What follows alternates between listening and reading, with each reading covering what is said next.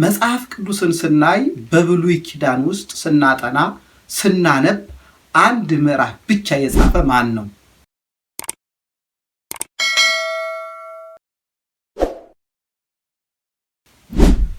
በስመ አብ ወወልድ ወመንፈስ ቅዱስ አሃዱ አምላክ አሜን። የእግዚአብሔር ሰላም ከሁላችን ጋር ይሁን። እንደ እግዚአብሔር ቸርነት እንደ እግዚአብሔር አጋዥነት እግዚአብሔር ካረዳ እግዚአብሔር ካልተጨመረበት የእግዚአብሔርን ቃል እናገራለሁ ማለት አይቻልም፣ እሰማለሁ ማለትም አይቻልም። ሁሉ የሚሆነው መልካም የሆኑ ነገሮች በሙሉ የሚሳኩት እግዚአብሔር ሲፈቅድ ነውና ዛሬ ደግሞ የእግዚአብሔር ፈቃዱ ነው መጽሐፍ ቅዱስን እንድናይ ሕይወት የሆነውን መጽሐፍ ቅዱስን እነሆ እጅግ ከማርና ከወለላ በላይ የሚጣፍጠውን መጽሐፍ ቅዱስን ለማየት ነው። መጽሐፍ ቅዱስን ስናይ በብሉይ ኪዳን ውስጥ ስናጠና ስናነብ አንድ ምዕራፍ ብቻ የጻፈ ማን ነው?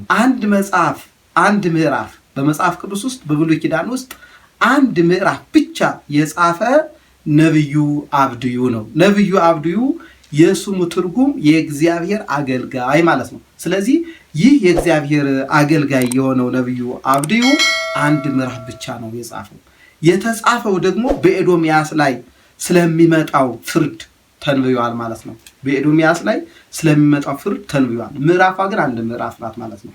በብሉይ ኪዳን አብድዩ አንድ ምዕራፍ ብቻ ሲጽፍ፣ በሐዲስ ኪዳን ውስጥ ደግሞ አንድ ምዕራፍ ብቻ የጻፈው የጌታችን ወንድም እየተባለ የሚጠራው የያዕቆብ ወንድም የሆነው ይሁዳ ነው ማለት ነው። ይሁዳ ማለት ደግሞ የእግዚአብሔር አገልጋይ ታማኝ ማለት ነው። ስለዚህ እነኚህን የመጽሐፍ ቅዱስ ቃላቶች አንዳንድ ምዕራፍ ይሁኑም እንጂ እጅግ በጣም ወሳኝ ናቸውና ማንኛውም ኦርቶዶክሳውያን በየቀኑ መጽሐፍ ቅዱስ ልናነብ ይገባናል። በተለይ መዝሙረ ዳዊት መዝሙር 22 እግዚአብሔር እረኛዬ ነው የሚያሳጣኝም የለም የሚለውን እሱን ስንነሳ ወደ ስራ፣ ወደ ትምህርት፣ ወደ የትኛውም ቦታ ልንሄድ ስልን ብንጸልየው እግዚአብሔር ከኛ ጋር ይሆናል። በለመለመው መስክ ያሰማራናል። የክፎችን ጉድጓድ ይዘጋልናል። የክፎችን ወጥመድ ይበጣጥስልናል ማለት ነው። የኛ ኃይል ሳይሆን የእግዚአብሔር ኃይል ማለት ነው። ስለዚህ ወደ መጽሐፍ ቅዱሱ ሕይወት ወደ ሆነው ቃሉ ከማርና ከወለላ ይልቅ ወደሚጣፍጠው ወደ እግዚአብሔር ቃል ጎራ እያልን መጽሐፍ ቅዱስ ልናነብ ይገባናል ማለት ነው። ሕያው የሆነውን የእግዚአብሔርን ቃል እንድናነብ የእግዚአብሔር ሰላም ከሁላችን ጋራ ይሁን። ወስብሐት ለእግዚአብሔር። ይቆያል።